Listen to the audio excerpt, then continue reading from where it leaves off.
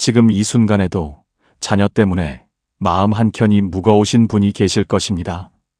열심히 믿음으로 키웠는데 어느 날부터 교회를 멀리하는 자녀, 진로 앞에서 방황하며 자꾸 엇나가는 자녀, 말을 건네면 건넬수록 더 멀어지는 것 같아 기도 외에는 할 수 있는 것이 없다는 무기력함 속에 계신 분도 있으실 것입니다. 어쩌면 자녀와 마지막으로 마음을 열고 대화한 것이 언제인지조차 가물가물한 분도 계실 줄로 압니다. 그 마음이 어떤 무게인지 겪어보신 분이라면 오늘 이 말씀이 다르게 들리실 것입니다. 그 무게를 혼자 감당하셨던 날들을 하나님은 다 보고 계셨습니다. 한밤중에 자녀의 이름을 부르며 흘리셨던 눈물도, 새벽에 무릎 꿇으셨던 그 기도도, 아무것도 안 되는 것 같아 주저앉고 싶었던 그 순간에도 하나님은 그 자리를 떠나지 않으셨습니다. 부모의 기도는 땅에 떨어지지 않습니다. 그 기도는 지금 이 순간에도 하나님 앞에 살아 있습니다. 이것이 오늘 밤 우리가 이 말씀 앞에 함께 앉는 이유입니다. 오늘 밤 우리가 함께 열어볼 말씀은 잠언입니다. 이 말씀을 쓴 솔로몬은 다윗의 아들이자 이스라엘 역사상 가장 지혜로운 왕이었습니다. 그는 하나님께 재물도 명예도 수명도 구하지 않았습니다. 오직 하나님의 백성을 올바르게 섬길 지혜를 구했습니다. 하나님은 그 마음을 기쁘게 받으셨고 솔로몬에게 전례 없는 지혜를 부어주셨습니다. 그 지혜를 받은 솔로몬이 아들에게 남긴 이 잠언은 단순한 삶의 조언이 아닙니다. 대를 이어 흘러가는 하나님의 설계도입니다. 이 말씀 안에는 가정을 바로 세우고 끊어져야 할 것들을 끊고 자녀에게 이어져야 할 복을 잇게 하는 살아있는 능력이 담겨 있습니다. 잠언서 1장 2절은 이렇게 말씀합니다. 지혜와 훈계를 알게 하며 명철의 말씀을 깨닫게 하며. 솔로몬이 이 말씀을 쓴 목적은 분명했습니다. 단순히 알게 하려는 것이 아니라 마음이 열려 깨닫게 하려는 것이었습니다. 지식을 채우는 것이 아니라 삶이 바뀌게 하는 것이었습니다. 잠언서 1장 7절은 그 지혜의 출발점을 이렇게 선포합니다. 여호와를 경외하는 것이 지식의 근본이거늘. 지혜는 많이 배운 것에서 오지 않습니다. 하나님을 알아가는 것, 바로 거기서 시작됩니다. 성도 여러분, 이 말씀은 수천 년 전의 왕궁에서 기록된 먼 나라 이야기가 아닙니다. 지금 이 순간 여러분의 가정을 향해, 여러분이 밤낮으로 마음에 품고 있는 그 자녀를 향해 하나님이 직접 내미시는 말씀입니다. 그분의 음성은 오늘도 살아있고 이 자리에서도 우리에게 말씀하고 계십니다. 앞으로 이어질 말씀의 흐름 속에서 지혜가 무엇인지, 어리석음이 어디서 오는지, 그리고 하나님이 자녀를 향해 어떤 마음을 품고 계신지를 함께 헤아리게 됩니다. 부모의 기도가 어떻게 자녀의 삶에 보이지 않는 뿌리가 되는지도 이 말씀 안에서 함께 느끼게 됩니다. 이 시간은 강의가 아닙니다. 외울 내용이 있는 시간도 아닙니다. 하나님의 마음을 조용히 느끼고 그 따스함이 여러분의 마음 깊은 곳에 닿는 시간입니다. 편안하게 이 흐름 안에 마음을 맡기시면 됩니다. 자녀를 위해 기도해 오신 그 세월이 결코 헛되지 않았음을 오늘 밤 이 말씀 안에서 발견하시기를 바랍니다. 하나님은 여러분이 흘리신 눈물 한 방울도 기억하고 계십니다. 잠언의 첫 페이지를 여는 이 밤, 그분은 여러분 곁에 계십니다. 그리고 여러분이 마음 깊이 품고 있는 그 자녀 곁에도 그분은 이미 서 계십니다. 잠언이 건네는 하나님의 음성을 함께 들어가십시다. 잠언이 건네는 하나님의 음성을 이제 함께 들어갑니다. 솔로몬은 잠언의 문을 열면서 가장 먼저 한 가지를 선포합니다. 지혜의 출발점이 어디인지, 지식의 근본이 무엇인지를. 잠언서 1장 7절은 이렇게 말씀합니다. 여호와를 경외하는 것이 지식의 근본이거늘 미련한 자는 지혜와 훈계를 멸시하느니라. 짧은 한 구절이지만 이 말씀 안에는 자녀의 인생 전체를 붙들어주는 뿌리가 담겨 있습니다. 여러분, 한 가지 여쭤보고 싶습니다. 자녀를 키우면서 가장 먼저 바랐던 것이 무엇이었습니까? 좋은 학교에 들어가는 것, 좋은 직장을 얻는 것, 좋은 사람을 만나 가정을 이루는 것이었을 수도 있습니다. 건강하게 자라는 것, 남에게 상처 주지 않는 사람이 되는 것이었을 수도 있습니다. 그 마음 하나하나가 다 귀하고 옳습니다. 그런데 솔로몬은 왕위를 물려줄 아들에게 재물도 명예도 권력도 아닌 딱 한 가지를 먼저 심어주려 했습니다. 하나님을 경외하는 마음이었습니다. 경외한다는 것이 무엇입니까? 두렵고 무섭다는 뜻이 아닙니다. 하나님 앞에 섰을 때 내가 얼마나 작은 존재인지를 아는 것입니다. 그 크심 앞에 절로 고개가 숙여지는 것입니다. 내가 틀릴 수 있고 내 판단이 완전하지 않으며 이 세상을 다스리시는 분이 따로 계신다는 것을 삶으로 받아들이는 것입니다. 두려움이 아니라 경이로움입니다. 넓은 바다 앞에 서면 내가 얼마나 작은지 느껴지듯 하나님 앞에 설 때 그분의 광대하심과 거룩하심 앞에서 자연스럽게 낮아지는 것, 그것이 경외입니다. 솔로몬은 이 경외함이 모든 지혜의 시작이라고 선포합니다. 솔로몬이 처음부터 이 경외함을 알았던 것이 아닙니다. 그는 왕이 된 초기에 기브온에서 하나님께 제사를 드렸고 그 밤에 하나님께서 꿈에 나타나셨습니다. 내가 네게 무엇을 줄고 너는 구하라. 하나님이 직접 물으셨습니다. 그때 솔로몬은 재물을 구하지 않았습니다. 명예를 구하지 않았습니다. 원수의 멸망을 구하지도 않았습니다. 그는 이렇게 고백했습니다. 나는 작은 아이와 같아서 어떻게 해야 할지를 알지 못합니다. 선악을 분별하여 백성을 다스릴 지혜를 주옵소서. 하나님은 그 마음을 기뻐하셨습니다. 경외함으로 자신의 한계를 인정하고 하나님의 도움을 구하는 그 마음을 하나님은 가장 귀하게 여기셨습니다. 하나님을 경외하는 사람은 자기 자신을 신뢰의 중심에 놓지 않습니다. 내 생각이 전부가 아니라는 것을 압니다. 내 힘으로 모든 것을 해결할 수 없다는 것을 받아들입니다. 그 자리에서 하나님의 말씀을 구하게 됩니다. 기도하게 됩니다. 그리고 그 과정 속에서 세상이 결코 줄 수 없는 방향을 얻게 됩니다. 이것이 지혜입니다. 공부를 잘하는 것이 지혜가 아닙니다. 세상을 빨리 읽는 것이 지혜가 아닙니다. 하나님 앞에 겸손히 서는 것, 바로 그것이 지혜의 첫걸음입니다. 솔로몬은 이 구절에서 미련한 자를 이야기합니다. 미련한 자는 지혜와 훈계를 멸시하는 자입니다. 능력이 없는 자가 아닙니다. 배움이 부족한 자가 아닙니다. 하나님 앞에 서기를 거부하는 자입니다. 내가 옳다고 생각하는 것이 전부라는 자입니다. 잠언이 말하는 미련함은 지능의 문제가 아닙니다. 방향의 문제입니다. 하나님을 향해 서 있느냐, 자기 자신을 향해 서 있느냐, 그것이 지혜와 어리석음을 가릅니다. 성도 여러분, 오늘을 살아가는 자녀들의 환경을 잠시 생각해 보십시오. 얼마나 많은 목소리들이 자녀들을 향해 쏟아지고 있습니까?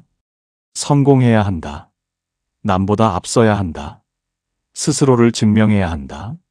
세상은 쉬지 않고 말합니다. 더 빠르게, 더 높이, 더 많이. 그 소리들 속에서 자녀들은 조급해지고 자신을 끊임없이 다른 사람과 비교하게 됩니다. 그 조급함이 어디서 오는지 아십니까?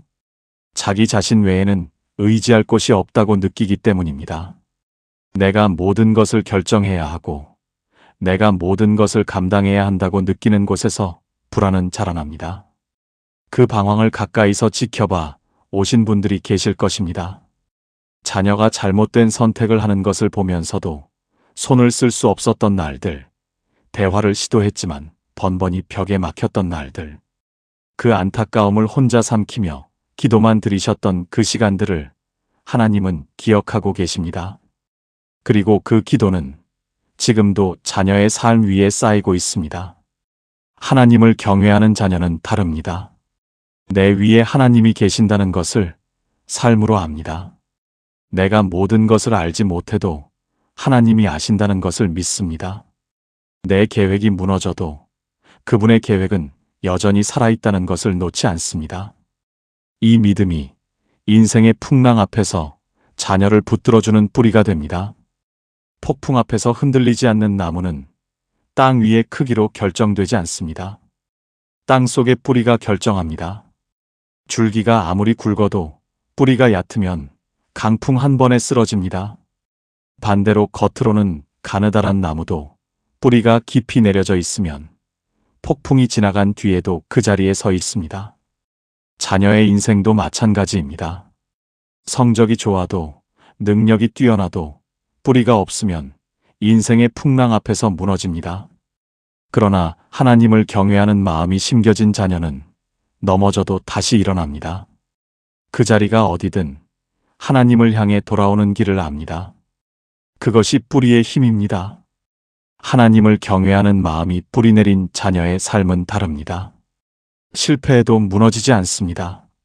아프고 힘든 계절을 지나도 하나님을 향해 돌아오는 길을 압니다. 자기 자신을 용서할 수 있는 것도 타인을 품을 수 있는 것도 결국 이 뿌리에서 흘러나옵니다. 하나님이 나를 아신다는 것, 하나님이 나를 붙들고 계신다는 것, 이 확신이 있는 사람은 세상의 흔들림 앞에서도 중심을 잃지 않습니다. 그것이 하나님을 경외하는 삶이 가져다주는 가장 깊은 안정입니다. 잠언서 9장 10절은 이 선포를 다시 한번 확인합니다. 여호와를 경외하는 것이 지혜의 근본이요 거룩하신 자를 아는 것이 명철이니라. 근본이라는 말에 주목하십시오. 지혜를 더하기 위해 필요한 무언가가 아닙니다. 지혜가 시작되는 자리입니다. 경외함이 없으면 아무리 많은 지식을 쌓아도 그것이 어디를 향하는지 알 수 없게 됩니다. 방향 없는 지식은 때로 사람을 더 교만하게 만들 뿐입니다. 우리가 자녀에게 심어주려 했던 것들 중에 하나님을 경외하는 마음이 얼마나 먼저였는지 이 말씀 앞에서 한 번쯤 돌아보게 됩니다. 성적, 예절, 좋은 습관, 사회성 이런 것들을 가르치려 애쓰셨을 것입니다. 그런데 솔로몬이 말하는 것은 그 모든 것의 뿌리가 먼저 심겨야 한다는 것입니다. 뿌리 없이 자란 나무는 열매가 열려도 폭풍 앞에서 버티지 못합니다. 솔로몬은 아들에게 어떻게 살아야 하는지를 가르치기 전에 누구 앞에 서야 하는지를 먼저 가르쳤습니다. 하나님 앞에 서는 것, 그것이 모든 것의 시작이었습니다. 여러분이 자녀를 위해 드려온 기도 안에는 이미 이 소원이 담겨 있었을 것입니다. 내 자녀가 하나님을 알았으면, 하나님 앞에서 살았으면 그 소원이 바로 솔로몬이 아들에게 전하려 했던 것과 같습니다. 부모의 마음과 하나님의 마음이 잠언 안에서 만나고 있습니다. 하나님은 자녀를 여러분보다 더 깊이 사랑하십니다. 그분은 자녀의 이름을 아시고 자녀의 앞길을 아십니다. 여러분이 보지 못하는 자리에서도 주님께서는 자녀 곁에 서 계십니다.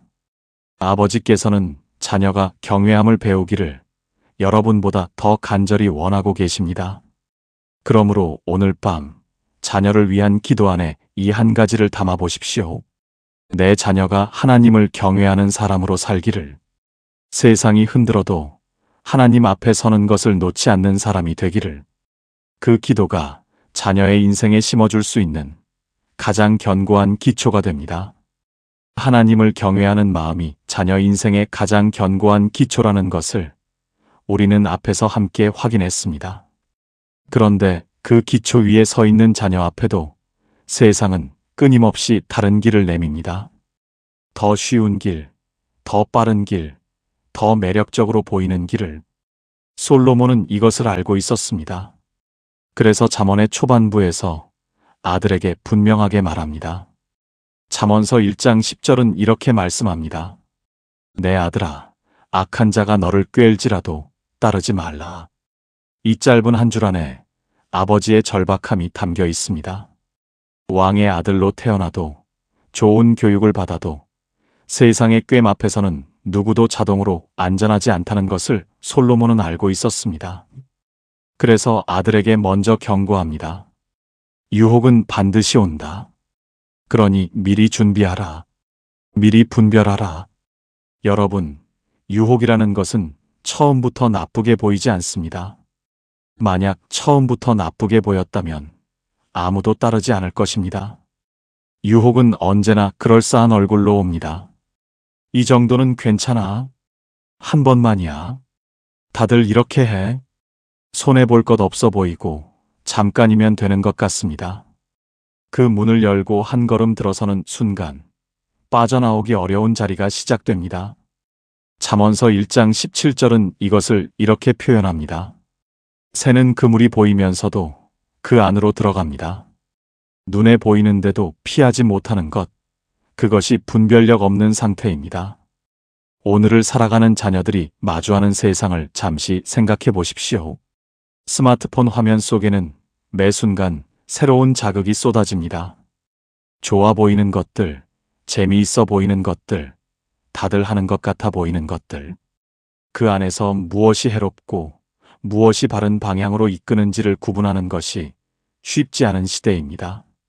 자녀들은 수많은 선택의 갈림길에서 하루에도 수십 번 무언가를 결정하며 살아갑니다. 그 결정의 순간마다 분별하는 마음이 있느냐 없느냐가 자녀의 방향을 가릅니다.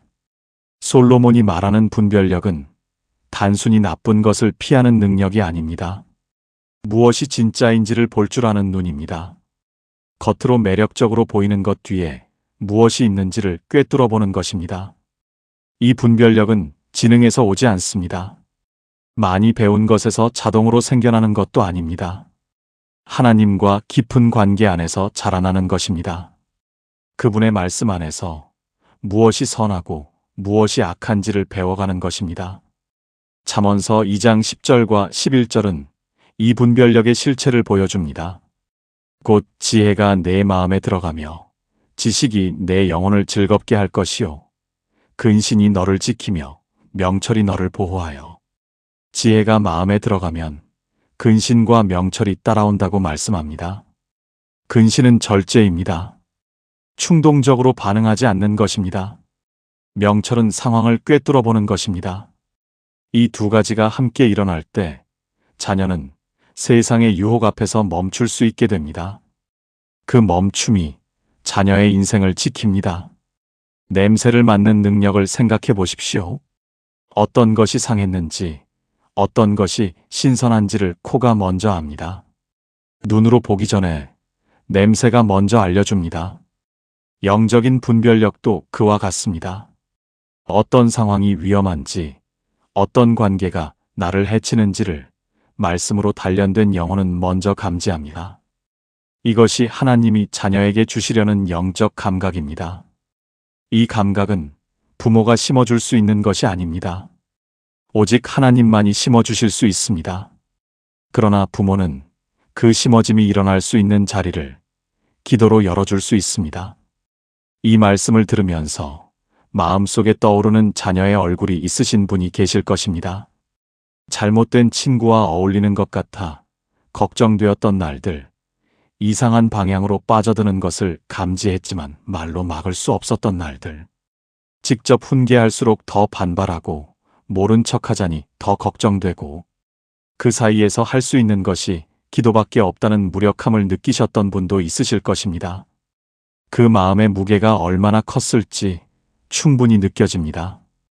그 시간들이 지금 이 자리에 계신 분들의 마음 안에 살아있을 것입니다. 말은 막았지만 마음은 막지 못했던 그 무력함, 그 안에서도 포기하지 않고 기도해 오셨다면 그 기도는 결코 헛되지 않았습니다. 하나님은 그 기도를 통해 자녀 안에 씨앗을 심고 계셨습니다. 아직 열매가 보이지 않아도 하나님의 손길은 이미 거기에 있었습니다. 그런데 하나님은 그 자리를 외면하지 않으셨습니다. 부모가 닿지 못하는 곳에서 그분은 이미 일하고 계셨습니다.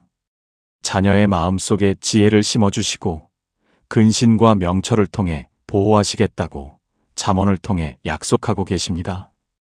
그것이 바로 하나님이 하시는 일이었습니다. 자녀를 향한 아버지 하나님의 마음은 유혹에 넘어지는 것을 그냥 바라보시는 것이 아닙니다. 그 안에서 건져내시고 다시 바른 길로 세우시는 것입니다. 분별력은 하루아침에 생기지 않습니다. 말씀을 가까이 하면서 자라납니다. 기도 안에서 깊어집니다. 하나님과 함께하는 시간들이 쌓이면서 자녀의 마음 속에 하나의 나침반이 형성됩니다. 어떤 상황에서도 이것이 맞는지 그렇지 않은지를 느낄 수 있는 영적인 감각입니다. 분별력을 가진 자녀는 넘어졌을 때도 다시 일어나는 방향을 압니다. 완벽하게 유혹을 피하는 것이 아닙니다. 실수하고 넘어져도 그것이 잘못된 길이었음을 알고 돌아오는 것입니다. 하나님은 그 돌아오는 자녀를 기다리십니다. 잃어버린 양 한 마리를 찾으러 가시는 목자의 마음으로 자녀가 어느 길에 있든지 그 곁에 서 계십니다. 잠언서 1장 15절에서 솔로몬은 이렇게 말합니다. 내 아들아, 그들과 함께 길에 다니지 말라. 내 발을 그 길에서 금하라. 길이라는 단어에 주목하십시오. 유혹은 순간이 아닙니다. 방향입니다. 한 번의 선택이 아니라 습관이 됩니다. 처음에는 그 길에 발만 살짝 걸쳤는데 어느새 그 길의 한복판에 서 있게 됩니다. 그래서 솔로몬은 처음 발을 들여놓지 말라고 합니다. 분별력은 바로 그 첫 걸음 앞에서 작동해야 합니다. 분별력이 자란 자녀의 삶은 어떤 모습일까요? 화려하고 눈에 띄는 모습이 아닐 수 있습니다. 조용히, 그러나 단단하게 하나님 앞에서 바른 선택을 이어가는 것입니다. 친구들이 다 간다고 해서 따라가지 않을 수 있는 것입니다. 유혹이 오는 순간 잠깐 멈추는 것입니다. 그 멈춤 안에서 하나님의 음성을 듣는 것입니다. 그리고 그 음성을 따르는 것입니다. 세상은 그것을 고리타분하다고 할지 모릅니다. 그러나 하나님은 그것을 지혜라 부르십니다. 성도 여러분, 솔로몬은 아들에게 경고하기 전에 먼저 이렇게 불렀습니다. 내 아들아. 명령하기 전에 먼저 사랑으로 불렀습니다. 잠언 전체가 그렇습니다. 경고하면서도 단 한 번도 정죄하지 않습니다. 내가 약하고 내가 실수할 수 있고 그래서 내가 이것을 미리 알려준다고 말합니다. 이것이 아버지의 마음이었습니다. 그리고 그것이 하나님의 마음이기도 합니다. 우리가 자녀에게 줄 수 있는 것 중에 분별력만큼 귀한 것이 없습니다. 재물은 사라질 수 있습니다. 건강도 때로 흔들립니다. 사람들의 도움도 언제나 곁에 있지는 않습니다.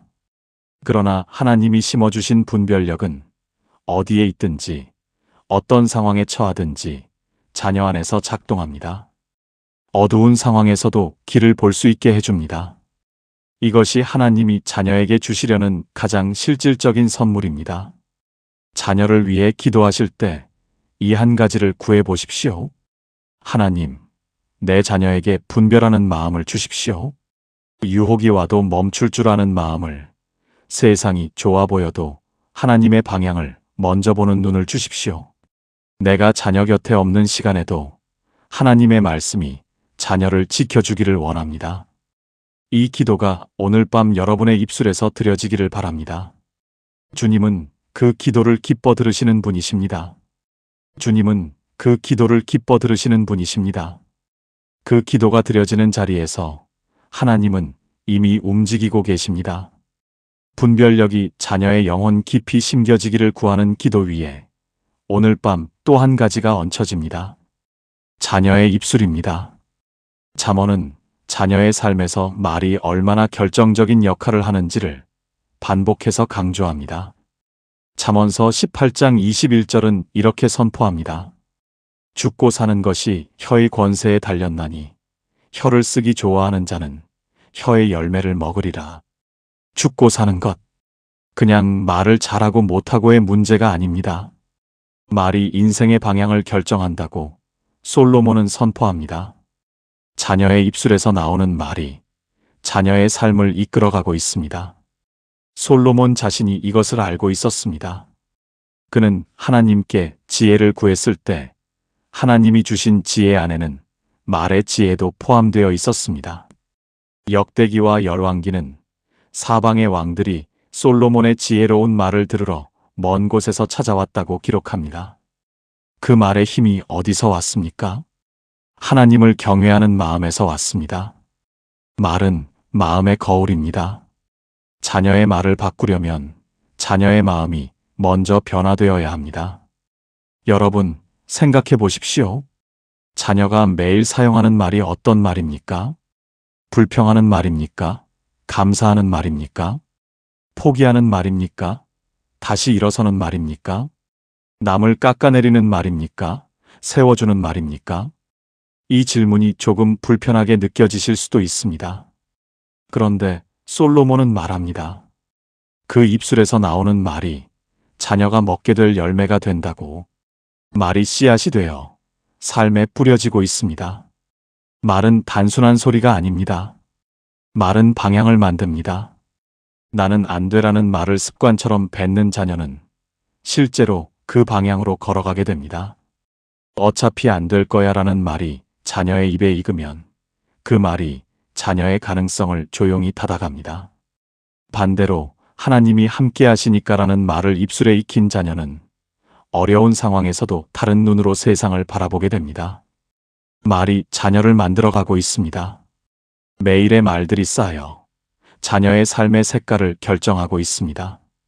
잠언서 16장 24절은 이렇게 말씀합니다. 선한 말은 꿀송이 같아서 마음에 달고 뼈에 양약이 되느니라. 선한 말은 단순히 예쁜 말이 아닙니다. 마음을 낫게 하는 말입니다. 뼈에 양약이 된다는 것은 가장 깊은 곳까지 치유가 일어난다는 뜻입니다. 자녀의 입술에서 선한 말이 흘러나올 때 그 말은 자녀 자신을 치유하고 주변 사람을 살리는 힘이 됩니다. 이것이 하나님이 자녀의 입술을 통해 하시려는 일이었습니다. 생각해 보십시오. 삶이 무거울 때 누군가의 말 한마디가 얼마나 큰 위로가 되었는지를. 지쳐서 무너지고 싶었던 어느 날 옆에 있던 사람이 건넨 따뜻한 한마디가 다시 일어설 수 있는 힘이 되었던 경험이 있으실 것입니다. 말에는 그런 힘이 있습니다. 하나님은 자녀가 그런 말을 가진 사람으로 자라기를 원하십니다. 가는 곳마다 사람을 살리고 지친 영혼에 물 한 모금 같은 말을 건넬 수 있는 사람으로 빚어지기를 그분은 원하고 계십니다. 그런데 선한 말은 저절로 나오지 않습니다. 마음에 무엇이 가득한지가 입술을 통해 흘러나옵니다. 잠언은 이것을 알고 있습니다. 말을 바꾸려면 먼저 마음이 바뀌어야 합니다. 샘을 생각해 보십시오. 샘 안에 맑은 물이 있으면 맑은 물이 솟아오릅니다. 탁한 것이 가득하면 탁한 물이 올라옵니다. 자녀의 입술도 마찬가지입니다. 마음에 하나님의 말씀이 담겨 있으면 그 말씀이 입술로 흘러나옵니다. 마음에 원망과 두려움이 가득하면 그것이 말이 되어 나옵니다. 그래서 부모가 드리는 가장 깊은 기도 중 하나는 자녀의 마음을 하나님의 말씀으로 채워달라는 기도입니다. 말을 바꿔달라는 기도가 아닙니다. 말이 나오는 샘, 그 마음의 근원을 바꿔달라는 기도입니다. 하나님은 그 기도를 기뻐 들으십니다. 그 마음을 아시는 분이 이 자리에도 계실 것입니다. 자녀의 말투가 거칠어지거나 불평이 늘어나는 것을 보면서 어디서부터 어떻게 해야 할지 몰라 막막하셨던 분들이 계실 것입니다. 직접 말을 고쳐주려 하면 반발이 오고 그냥 두자니 마음이 쓰이는 그 사이에서 기도밖에는 드릴 것이 없었던 그 기다림의 시간. 그 시간들을 지나오신 분들의 마음이 얼마나 무거우셨을지 충분히 느껴집니다. 하나님은 그 기다림 안에서도 일하고 계셨습니다. 자녀의 마음 속에 조용히 씨앗을 심으시고 그 씨앗이 때가 되면 말로 자라나도록 그분은 멈추지 않고 계셨습니다. 보이지 않는다고 멈춘 것이 아닙니다. 하나님의 손길은 바로 거기에 있었습니다. 자녀의 입술을 통해 하나님의 뜻이 이루어지는 날이 반드시 옵니다. 조급해하지 마십시오. 하나님의 때가 있습니다. 씨앗이 땅 속에 들어가서 뿌리를 내리는 동안에는 보이지 않습니다. 그러나 뿌리가 충분히 내려진 다음에는 반드시 싹이 납니다. 부모가 기도로 심어놓은 씨앗이 자녀의 마음 안에서 지금 이 순간에도 자라고 있습니다. 그 자람이 언젠가 입술로 드러나는 날, 여러분은 하나님이 하신 일을 보게 될 것입니다. 잠언서 15장 1절은 이렇게 말씀합니다. 유순한 대답은 분노를 쉬게 하여도 과격한 말은 노를 격동시키느니라. 말 한마디가 관계를 살리기도 하고 관계를 무너뜨리기도 합니다. 자녀가 직장에서, 가정에서, 공동체 안에서 사람들과 관계를 맺을 때 그 관계의 질을 결정하는 것은 능력이나 외모만이 아닙니다. 말입니다. 어떻게 말하느냐, 무엇을 말하느냐, 언제 말하고 언제 침묵하느냐. 이것이 자녀의 인생 안에서 관계를 빚어가고 있습니다. 말에는 권세가 있습니다. 위로의 말 한마디가 쓰러진 사람을 일으켜 세웁니다. 따뜻한 말 한마디가 얼어붙은 마음을 녹입니다. 격려의 말 한마디가 포기하려던 사람을 다시 걷게 합니다. 하나님은 자녀의 입술을 통해 바로 그 일이 일어나기를 원하십니다. 자녀가 가는 곳마다 사람을 살리고 은혜를 흘려보내는 사람이 되기를 그분은 원하고 계십니다. 이것이 입술의 열매입니다. 우리가 자녀의 입술을 위해 기도한다는 것은 단지 말을 예쁘게 해달라는 것이 아닙니다. 자녀의 삶 안에서 하나님의 성품이 말로 드러나도록 해달라는 기도입니다. 지혜롭게, 온유하게, 담대하게 때에 맞는 말을 할 수 있는 사람으로 자라게 해달라는 기도입니다. 그 기도가 오늘 밤 여러분의 마음에서 올라가기를 바랍니다. 입술의 훈련은 하루아침에 이루어지지 않습니다. 오랜 시간 동안 말씀을 가까이 하고 기도 안에서 하나님과 대화하면서 조금씩 다듬어져 갑니다. 자녀가 어릴 때부터 말씀을 들으며 자란다면 그 말씀이 자녀의 언어 속에 스며듭니다. 그 언어가 삶의 위기 앞에서 자녀를 붙들어주는 힘이 됩니다. 넘어지고 싶은 순간에도 마음 깊은 곳에서 하나님의 언어가 올라오는 것입니다. 일어나라. 두려워 말라. 내가 너와 함께하노라. 그 언어가 자녀의 삶을 이끌어가게 됩니다. 자녀가 아직 말씀과 멀리 있는 것 같아 마음이 쓰이신 분도 계실 것입니다. 지금 당장 변화가 보이지 않아도 부모가 드리는 기도는 자녀에게 닿고 있습니다. 하나님은 자녀의 이름을 아시고 그 입술이 하나님의 언어를 말하게 되는 날을 기다리고 계십니다. 그 기다림 안에 오늘 밤 드리는 기도를 올려드리십시오. 성도 여러분, 부모가 자녀에게 남겨줄 수 있는 가장 귀한 유산 중 하나는 재물이 아닙니다. 자녀의 입술에 하나님의 언어가 흐르도록 기도로 그 길을 열어주는 것입니다. 말이 바뀌면 삶이 바뀝니다. 삶이 바뀌면 관계가 바뀝니다. 관계가 바뀌면 자녀가 걷는 길이 달라집니다. 하나님은 자녀의 입술 하나하나를 통해 그 인생을 아름답게 빚어가고 계십니다. 하나님은 자녀의 입술 하나하나를 통해 그 인생을 아름답게 빚어가고 계십니다. 그 빚어가심의 중심에는 한 가지 마음의 자리가 있습니다. 낮아지는 것입니다. 잠언이 반복해서 경고하는 것이 있습니다. 교만입니다. 잠언서 16장 18절은 이렇게 선포합니다. 교만은 패망의 선봉이요 거만한 마음은 넘어짐의 앞잡이니라. 짧고 강렬한 선포입니다. 교만한 사람이 반드시 실패한다는 것이 아닙니다. 교만한 마음이 넘어짐을 이미 앞질러 가고 있다는 것입니다. 교만이 오면 그 뒤에 반드시 무너짐이 따라온다고 솔로몬은 선포합니다.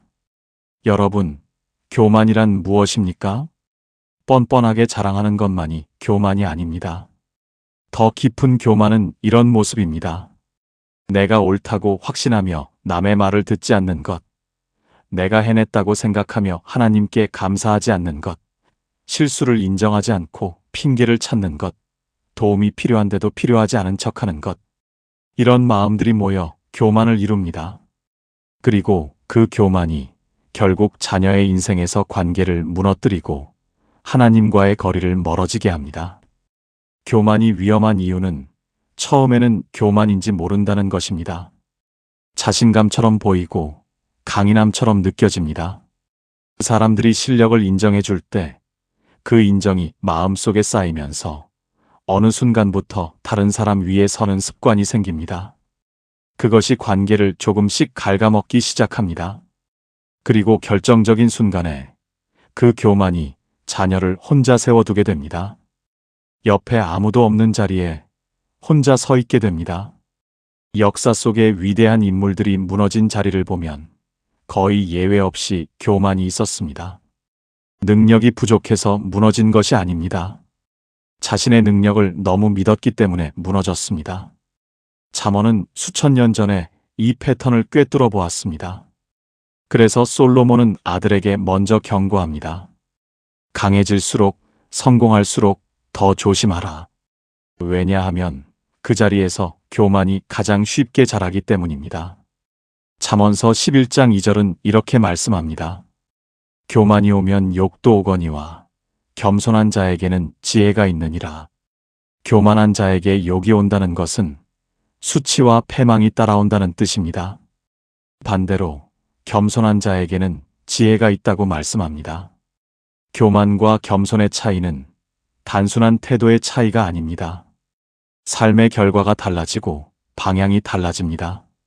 하나님이 어떻게 역사하시느냐가 달라집니다. 하나님이 왜 교만을 대적하시는지를 생각해 보십시오. 하나님은 우리가 작아지기를 원하시기 때문이 아닙니다. 교만한 마음은 하나님이 들어오실 자리를 스스로 막아버리기 때문입니다. 내가 모든 것을 다 안다고 생각하면 하나님의 말씀을 들을 귀가 닫힙니다. 내가 다 해낼 수 있다고 생각하면 하나님의 도움을 구하지 않게 됩니다. 교만은 하나님과의 관계를 스스로 차단하는 마음입니다.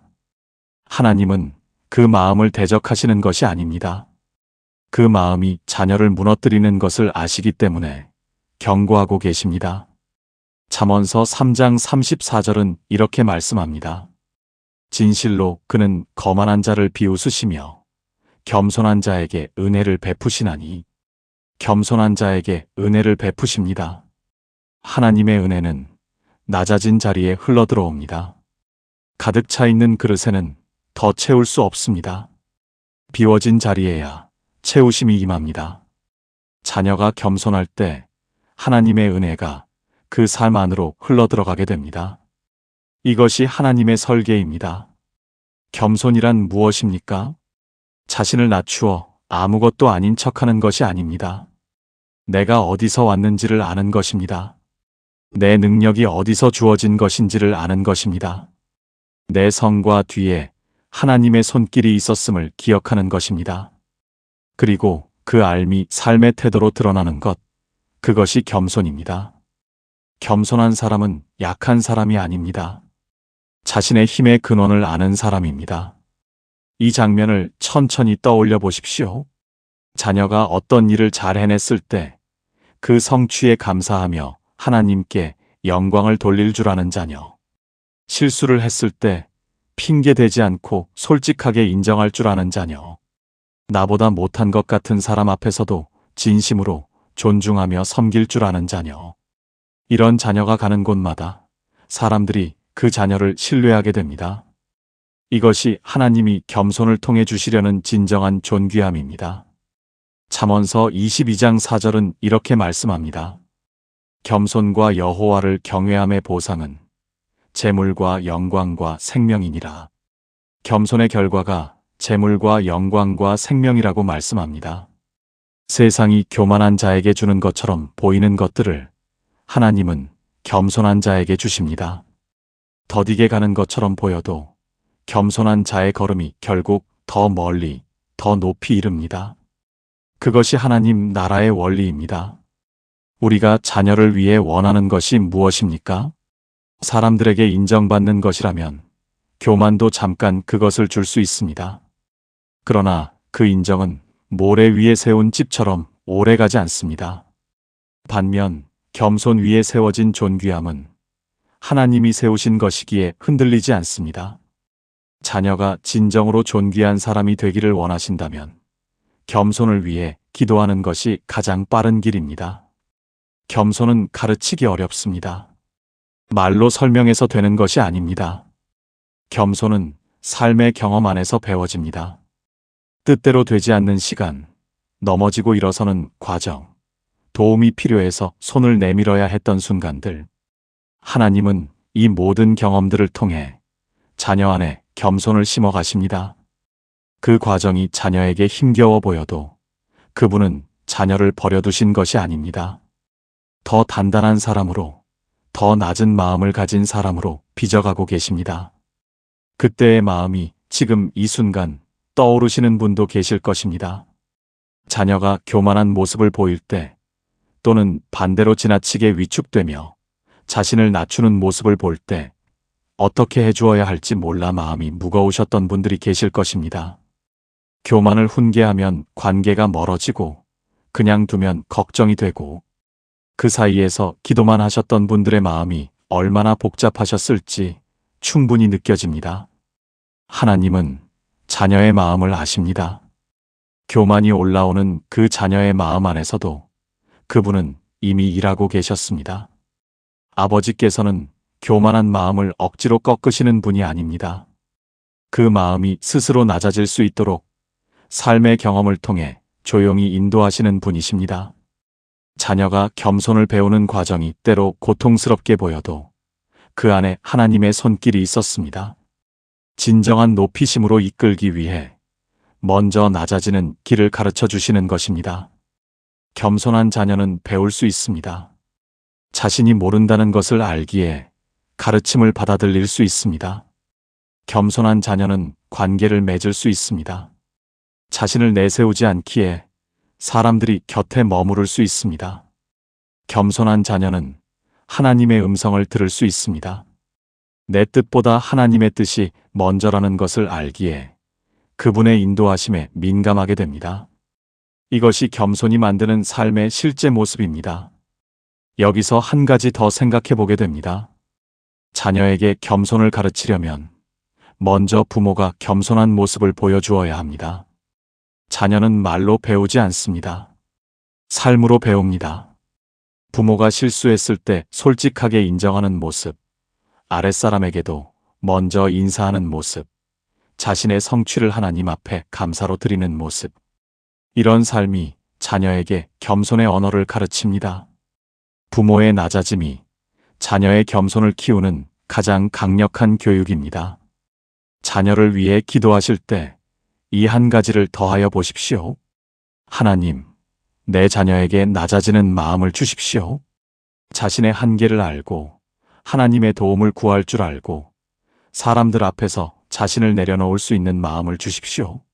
세상이 높이는 사람이 아니라 하나님이 높이시는 사람이 되기를 원합니다. 하나님은 낮아지는 자녀를 반드시 높이십니다. 그것이 하나님의 약속이요. 잠언이 선포하는 변하지 않는 진리입니다. 하나님은 낮아지는 자녀를 반드시 높이십니다. 그 높이심의 길 위에서 잠언은 오늘 또 한 가지를 말합니다. 낮아진 마음과 함께 걸어야 할 것이 있습니다. 성실함입니다. 잠언은 게으름을 심각하게 경고합니다. 단순히 열심히 살라는 도덕적 훈계가 아닙니다. 게으름이 자녀의 인생에서 하나님이 예비하신 복을 담을 그릇을 스스로 깨뜨린다는 것을 솔로몬은 알고 있었습니다. 잠언서 6장 6절에서 8절은 이렇게 말씀합니다. 게으른 자여, 개미에게 가서 그가 하는 것을 보고 지혜를 얻으라. 개미는 두령도 없고 감독자도 없고 통치자도 없으되 먹을 것을 여름 동안에 예비하며 추수 때에 양식을 모으느니라.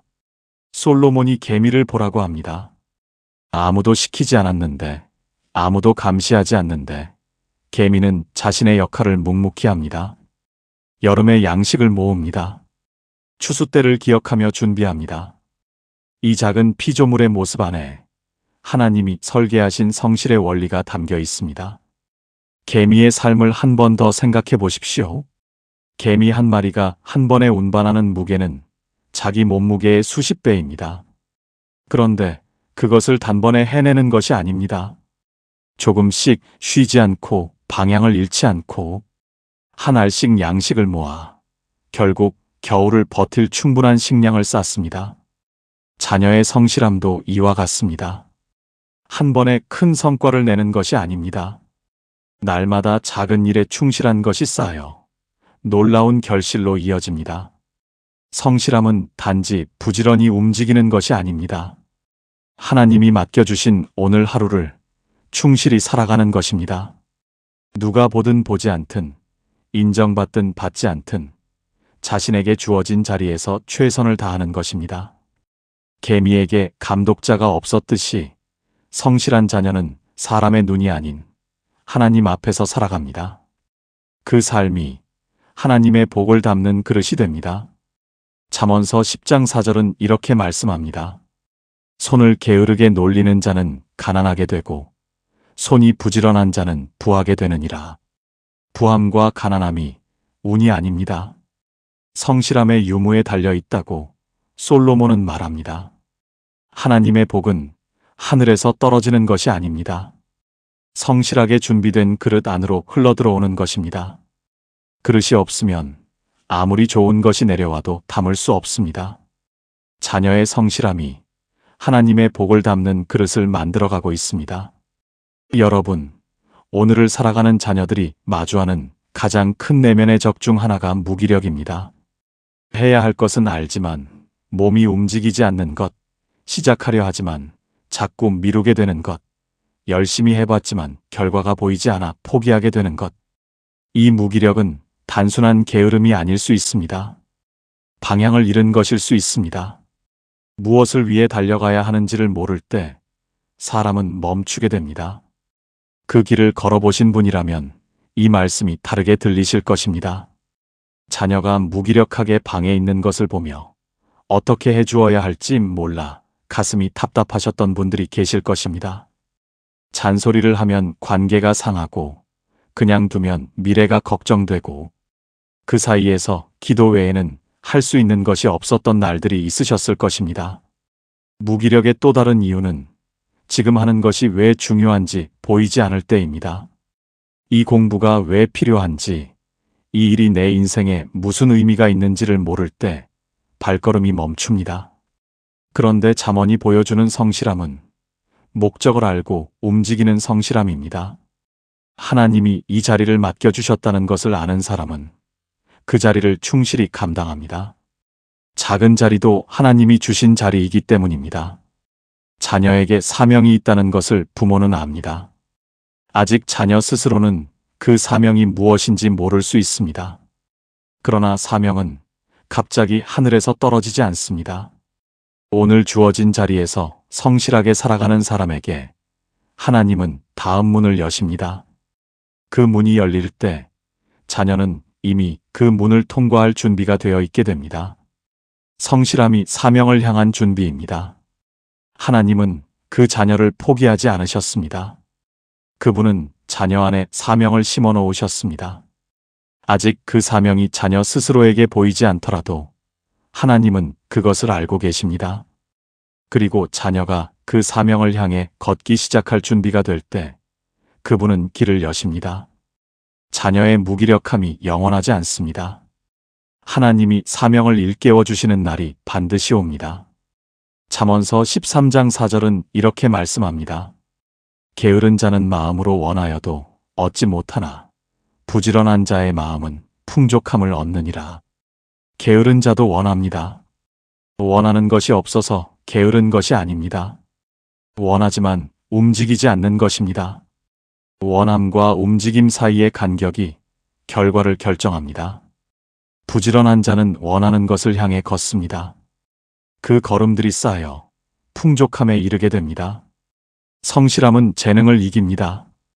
재능이 뛰어나도 움직이지 않으면 재능은 빛을 발하지 못합니다.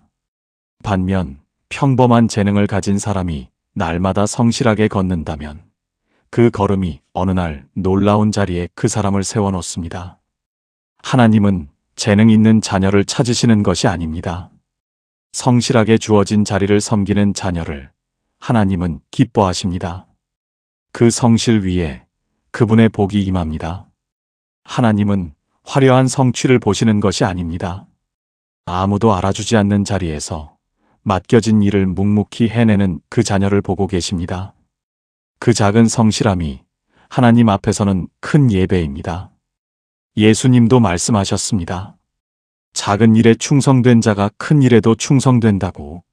자녀가 지금 감당하는 작은 성실함이 하나님 앞에서 결코 작지 않습니다. 성실함이 가져다 주는 것은 결과만이 아닙니다. 성실함은 성품을 만들어갑니다. 매일 조금씩 자신을 훈련하는 사람은 그 과정을 통해 단단해집니다. 쉽게 포기하지 않는 인내가 생기고 작은 것에 감사할 줄 아는 마음이 자라납니다. 어려운 상황에서도 흔들리지 않는 중심이 형성됩니다. 하나님은 자녀에게 결과만을 원하시는 것이 아닙니다.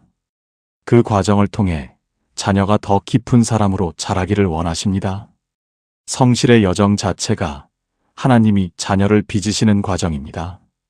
성도 여러분, 자녀를 위해 이렇게 기도해 보십시오. 하나님, 내 자녀에게 사명을 보는 눈을 열어주십시오. 무기력을 이기는 힘을 주십시오. 아무도 보지 않는 자리에서도 성실하게 자신의 역할을 감당하는 자녀가 되기를 원합니다. 하나님이 주신 오늘 하루를 충실히 살아가는 것이 가장 위대한 예배임을 자녀가 알기를 원합니다. 잠언서 21장 5절은 이렇게 말씀합니다. 부지런한 자의 경영은 풍부함에 이를 것이나 조급한 자는 궁핍함에 이를 따름이니라. 부지런함과 조급함을 구분합니다. 빨리 결과를 얻으려는 조급함은 오히려 궁핍으로 이어집니다. 그러나 날마다 묵묵히 걷는 부지런함은 반드시 풍부함으로 이어집니다. 하나님의 복은 성실하게 기다리며 걷는 자녀에게 임합니다. 서두르지 않아도 됩니다. 포기하지 않으면 됩니다. 하나님은 성실하게 걷는 자녀의 발걸음을 오늘도 인도하고 계십니다. 여러분 중에는 평생 성실하게 살아오신 분들이 계실 것입니다. 새벽같이 일어나 자녀들을 위해 일하셨던 날들, 쉬고 싶어도 쉬지 못했던 날들, 아무도 알아주지 않아도 묵묵히 자리를 지키셨던 날들. 그 성실함이 자녀에게 전해졌습니다. 말로 가르치지 않아도 삶으로 보여주셨습니다. 그 모습이 자녀의 마음 어딘가에 깊이 새겨져 있습니다. 부모의 성실한 삶이 자녀에게 보이지 않는 유산이 됩니다. 그 발걸음이 어디에 있든지 하나님은 보고 계십니다. 오늘 조용히 자신의 자리에서 성실하게 살아가는 자녀, 아무도 알아주지 않아도 묵묵히 해야 할 일을 감당하는 자녀, 그 자녀의 이름을 하나님은 기억하십니다. 그리고 그 성실함 위에 때가 되면 반드시 그분의 복을 부어주십니다. 자녀를 위한 기도가 오늘 밤 또 한 번 드려진다면 그 기도는 자녀의 발걸음 위에 놓이게 됩니다. 자녀를 위한 기도가 오늘 밤 또 한 번 드려진다면 그 기도는 자녀의 발걸음 위에 놓이게 됩니다. 그 발걸음이 닿는 곳에는 언제나 사람이 있습니다. 자녀의 인생을 결정짓는 것 중 하나는 누구와 함께 걷느냐입니다. 어떤 친구를 만나느냐, 어떤 스승과 연결되느냐, 어떤 공동체 안에 속하느냐, 이것이 자녀의 방향을 바꿉니다. 때로 부모의 말보다 한 명의 좋은 친구가 자녀의 삶에 더 깊은 영향을 미치기도 합니다. 솔로몬은 이것을 알고 있었습니다. 그래서 잠언 안에서 관계에 대한 이야기를 반복해서 전합니다. 잠언서 13장 20절은 이렇게 말씀합니다. 지혜로운 자와 동행하면 지혜를 얻고 미련한 자와 사귀면 해를 받느니라. 단순 명료한 선포입니다. 누구와 함께 걷느냐가 내가 어떤 사람이 되는지를 결정합니다. 지혜로운 자와 함께하면 그 지혜가 내게도 전해집니다. 말로 가르치지 않아도 삶의 태도를 보면서 배우게 됩니다. 그런데 미련한 자와 사귀면 그 어리석음 역시 조용히 내 안으로 스며들어옵니다. 관계는 공기와 같습니다. 의식하지 않아도 매일 들이마시고 있습니다. 생각해 보십시오.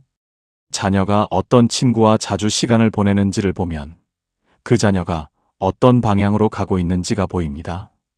자주 웃음이 많아졌다면 좋은 에너지를 받는 관계가 있다는 뜻입니다. 자주 비관적인 말이 늘었다면 부정적인 영향을 주는 관계가 있다는 신호일 수 있습니다. 우리는 가장 가까이 있는 사람을 닮아갑니다. 말투를, 사고방식을, 가치관을. 그래서 누구와 함께 하느냐는 자녀의 미래를 결정하는 가장 실질적인 요소 중 하나입니다.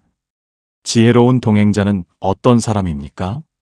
화려한 사람이 아닙니다. 하나님 앞에 바르게 서 있는 사람입니다. 말보다 삶이 무거운 사람입니다. 자녀가 힘들 때 함께 있어주고 틀렸을 때 솔직하게 말해줄 수 있는 사람입니다. 그 사람이 곁에 있으면 자녀는 자신도 모르는 사이에 더 나은 방향으로 걷게 됩니다. 이런 사람 한 명이 자녀의 인생에서 얼마나 소중한지 생각해 보십시오. 그 무게를 홀로 감당하셨던 날들이 있으셨을 것입니다. 자녀가 어떤 친구와 어울리는지 걱정되어 잠 못 이루셨던 밤들, 나쁜 영향을 받는 것 같아 마음이 쓰이셨던 날들.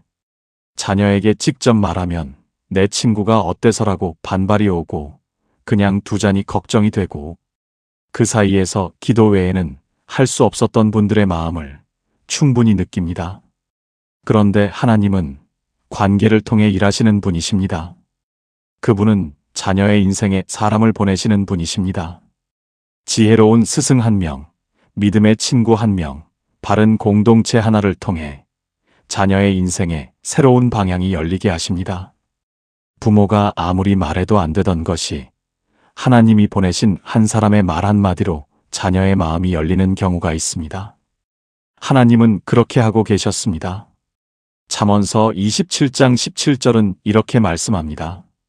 철이 철을 날카롭게 하는 것 같이 사람이 그의 친구의 얼굴을 빛나게 하느니라. 철과 철이 부딪힐 때 서로 날카로워집니다.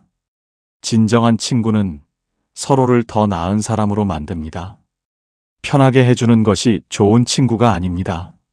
함께 있으면 더 성장하게 되는 것, 그것이 하나님이 설계하신 우정입니다.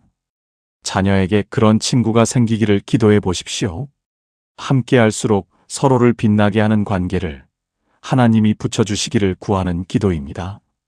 잠언에서 솔로몬이 아들에게 지혜로운 자와 동행하라고 한 것은 단순히 좋은 친구를 사귀라는 말이 아닙니다. 삶의 방향을 함께할 동역자를 찾으라는 말입니다. 같은 곳을 향해 걷는 사람, 같은 가치를 품은 사람, 서로의 믿음을 세워주는 사람. 이런 동역자가 자녀 곁에 있을 때 자녀는 혼자서는 가지 못할 길을 걸어갈 수 있게 됩니다. 두 사람이 함께 걸으면 한 사람이 넘어져도 다른 사람이 일으켜줄 수 있습니다. 이것이 하나님이 우리에게 관계를 주신 이유입니다. 관계는 선택으로 시작되지만 하나님의 섭리 안에서 이루어집니다.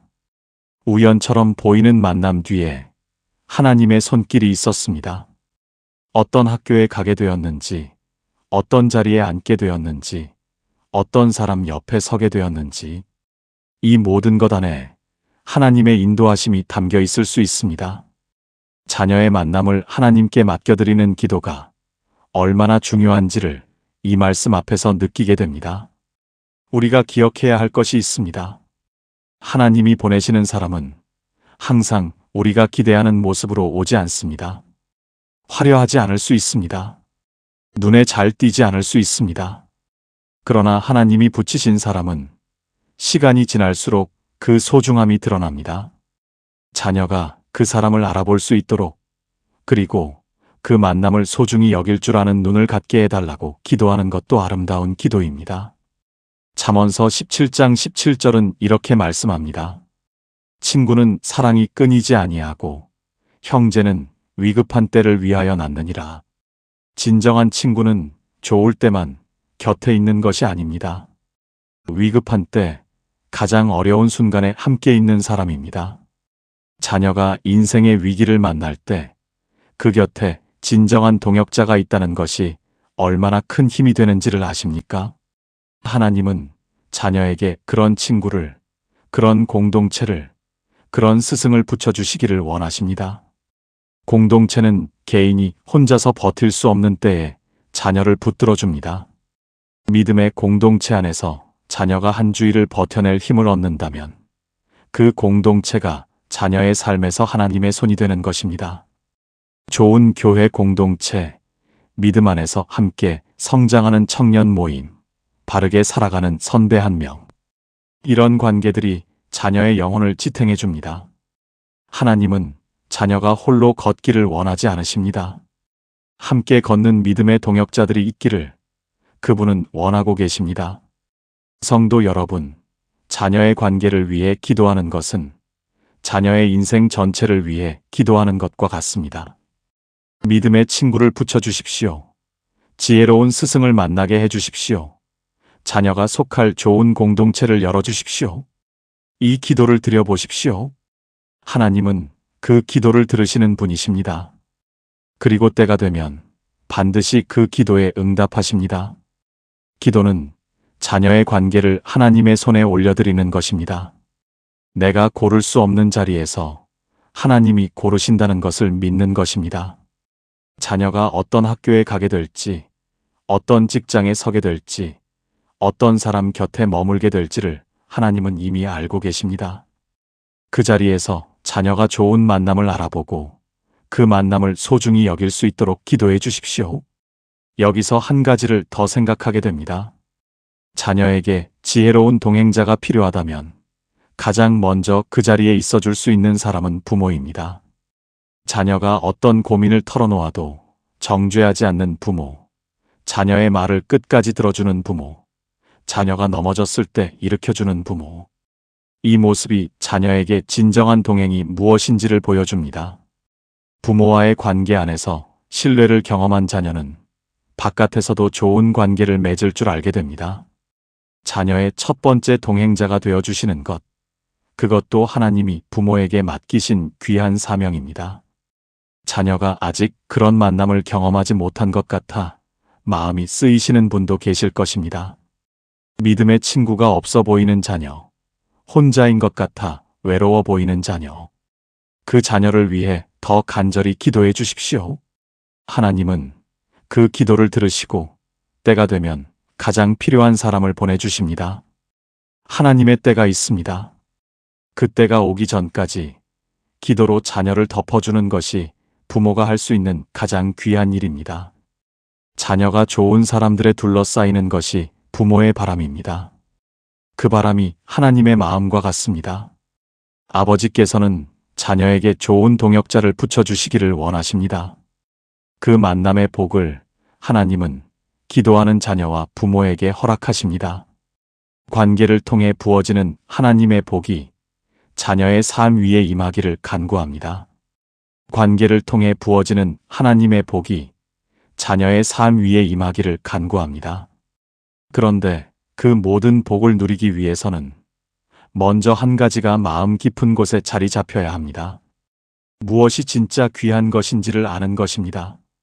우리가 살아가는 세상은 성공을 이렇게 측정합니다. 얼마를 버느냐, 어떤 자리에 있느냐, 남들에게 어떻게 보이느냐. 자녀들은 어릴 때부터 이 기준 안에서 자신을 평가하도록 훈련받습니다. 좋은 성적, 좋은 대학, 좋은 직장. 이것들을 얻으면 성공한 것이고, 그렇지 못하면 뒤처진 것이라는 메시지가 사방에서 자녀들에게 쏟아집니다.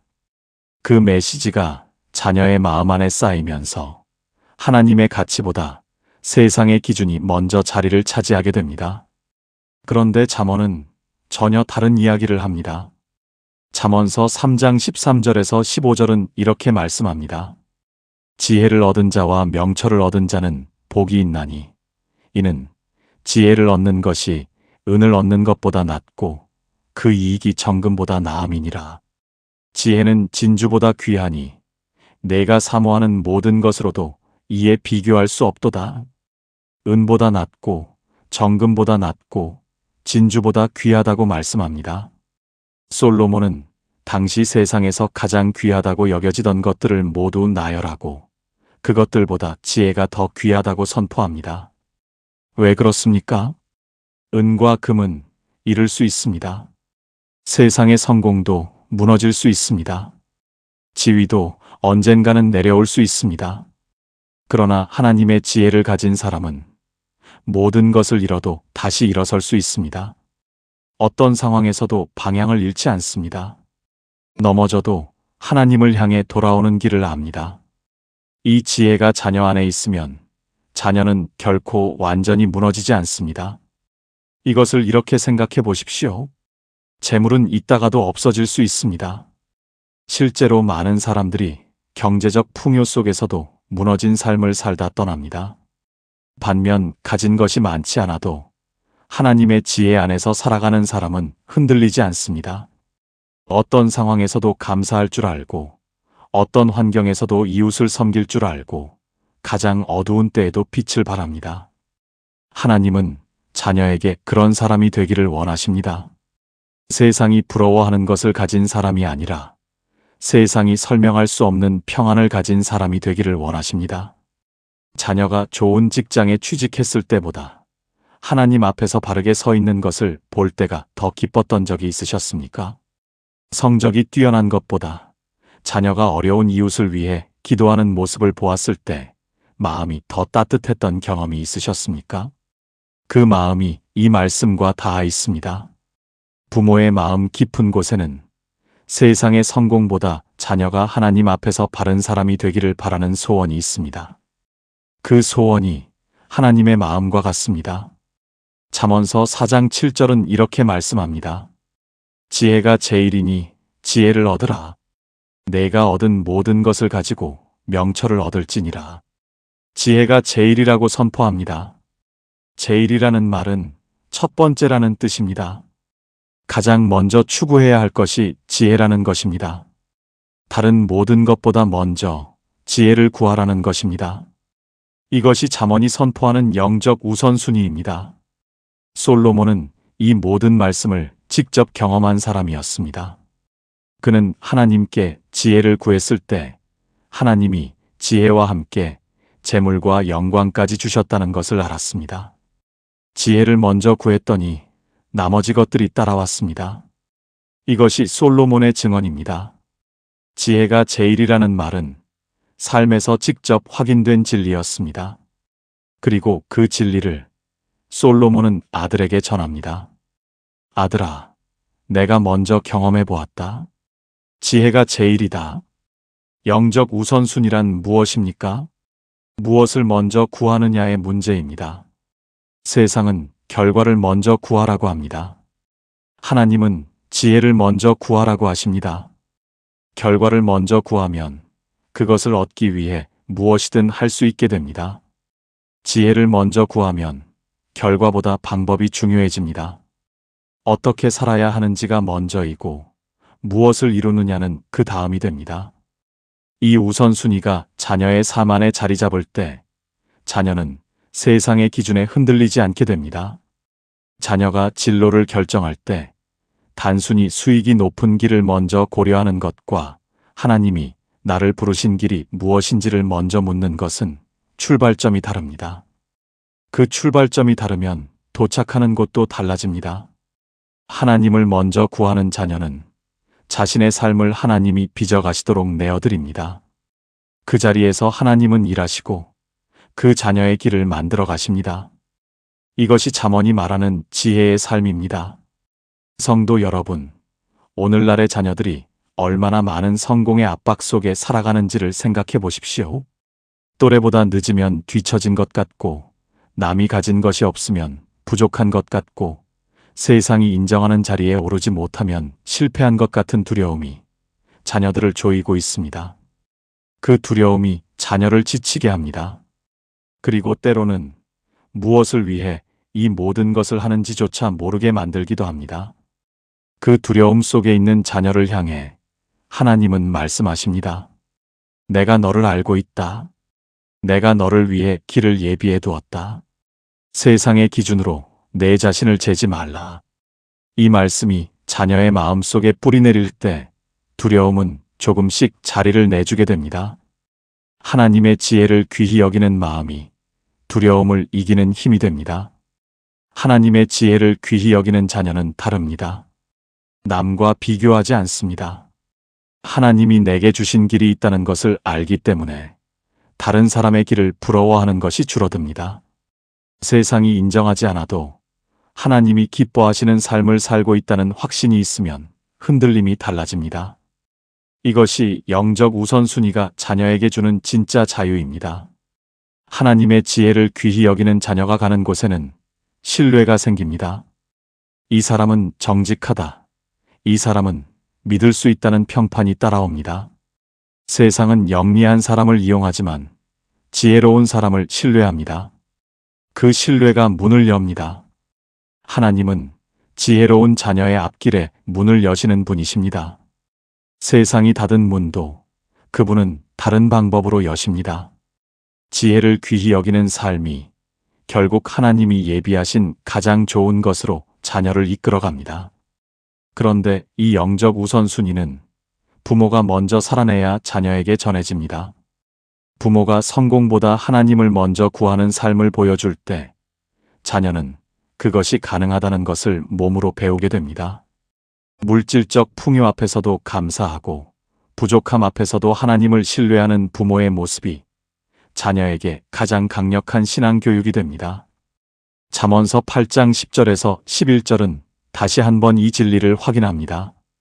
너희가 은을 받지 말고 나의 훈계를 받으며 정금보다 지식을 얻으라. 대저 지혜는 진주보다 나음으로 원하는 모든 것을 이에 비교할 수 없음이니라. 은 대신 훈계를, 정금 대신 지식을 구하라고 말씀합니다. 이것은 돈을 무시하라는 말이 아닙니다. 무엇이 더 근본적인 가치인지를 알라는 말씀입니다. 하나님의 말씀이 먼저이고 세상의 것들은 그 위에서 다루어질 때 올바르게 쓰일 수 있습니다. 하나님의 지혜를 귀히 여기는 것이 추상적으로 들릴 수 있습니다. 그런데 그것은 매우 구체적으로 나타납니다. 돈을 벌 기회가 생겼을 때 그 방법이 하나님 앞에 바른지를 먼저 묻는 것입니다. 더 편하고 빠른 지름길이 있어도 그 길이 정직한 길인지를 먼저 확인하는 것입니다. 당장의 이익보다 하나님 앞에서 떳떳한 것을 선택하는 것입니다. 이 작은 선택들이 쌓여 하나님의 지혜를 귀히 여기는 삶이 됩니다. 자녀를 위해 기도하실 때 이 한 가지를 구해 보십시오. 하나님, 내 자녀가 무엇이 진짜 귀한지를 알게 해 주십시오. 세상이 줄 수 없는 지혜를 구하는 자녀가 되기를 원합니다. 성공보다 하나님을 기쁘게 하는 것이 먼저인 자녀가 되기를 원합니다. 이 기도가 드려지는 자리에 하나님은 반드시 응답하십니다. 그분은 지혜를 구하는 자에게 아낌없이 주시는 분이십니다. 지혜를 귀히 여기는 삶이 결국 하나님이 예비하신 가장 좋은 것으로 자녀를 이끌어갑니다. 그 가장 좋은 것 가운데 하나가 바로 가정입니다. 하나님이 자녀에게 주신 첫 번째 공동체, 처음으로 사랑을 배우고 관계를 배우는 자리. 그런데 오늘 이 시간 그 가정 안에 막힌 담이 있는 분들이 계실 것입니다. 하나님이 가정을 만드신 것은 우연이 아닙니다. 하나님은 혼자 살도록 사람을 만들지 않으셨습니다. 사람이 혼자 있는 것이 좋지 않다고 하셨고 관계 안에서 살아가도록 설계하셨습니다. 가정은 그 설계의 시작입니다. 가장 가까운 사람들과 함께 살아가는 법을 배우는 곳입니다. 용서하는 법, 참는 법, 먼저 손 내미는 법을. 이 훈련이 가정 안에서 이루어질 때 자녀는 어디서든 사람과 함께 살아가는 법을 알게 됩니다. 잠언서 17장 1절은 이렇게 말씀합니다.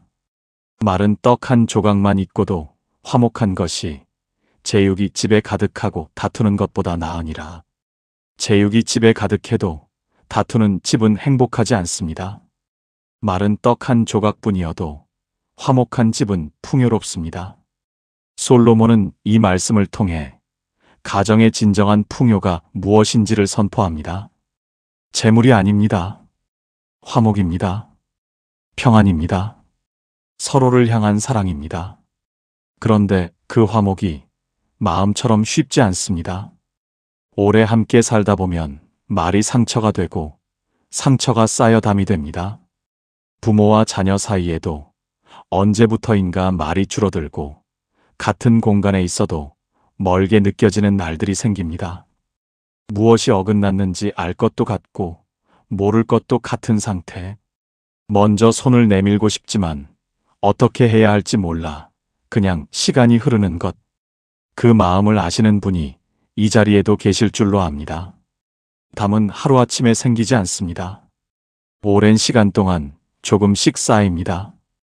대화할 때마다 상처가 남고 상처가 반복되면 방어막이 생깁니다. 다음에는 더 조심하게 되고 조심하다 보면 말이 줄어들고 말이 줄면 서로를 더 모르게 됩니다.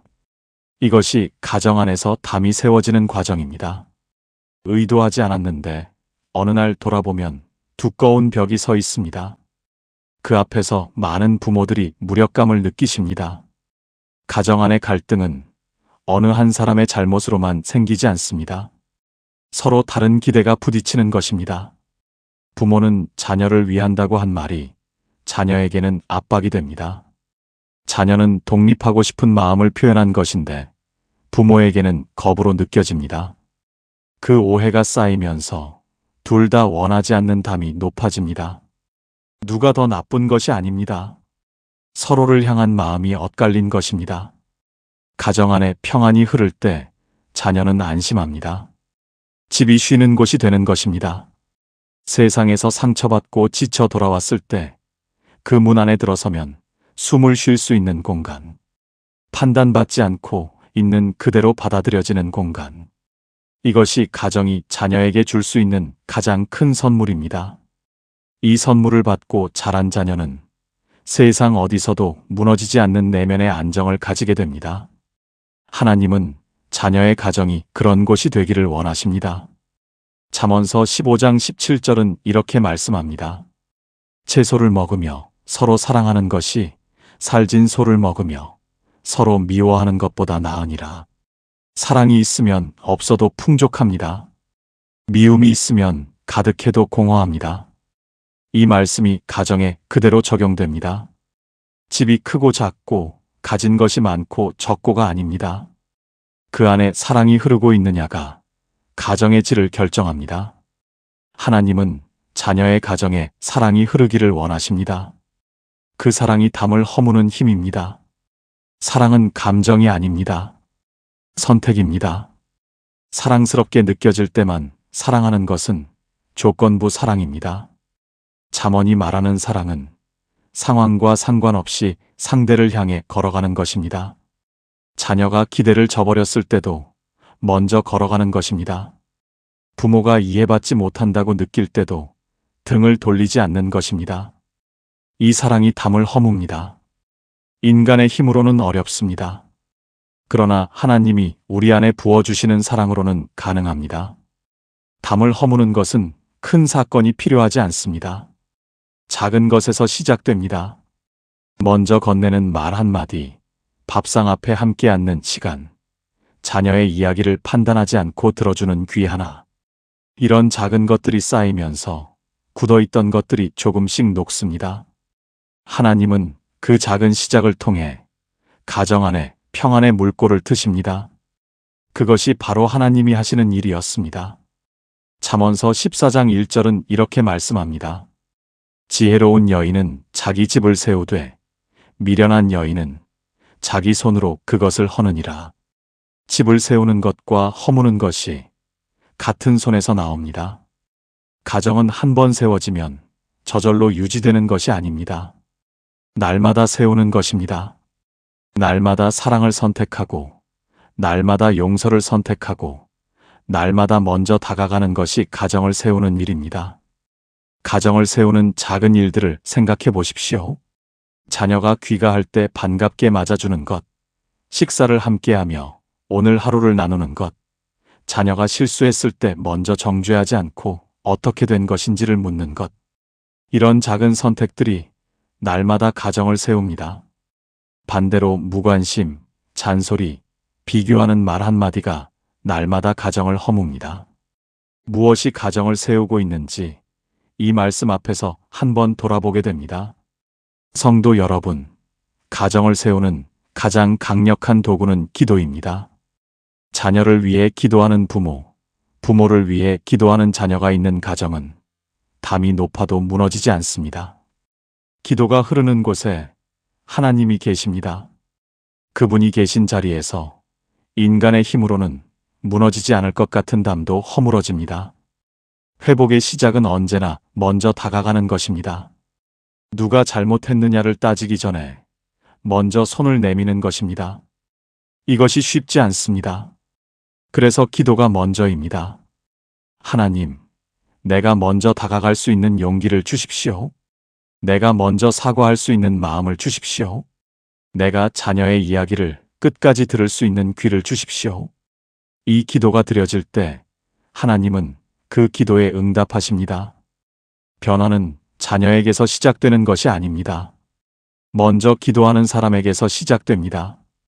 하나님은 사람이 포기한 관계도 회복하십니다. 몇 년씩 말을 안 턴 부모와 자녀가 작은 계기로 마음의 문을 열게 되는 일이 있습니다.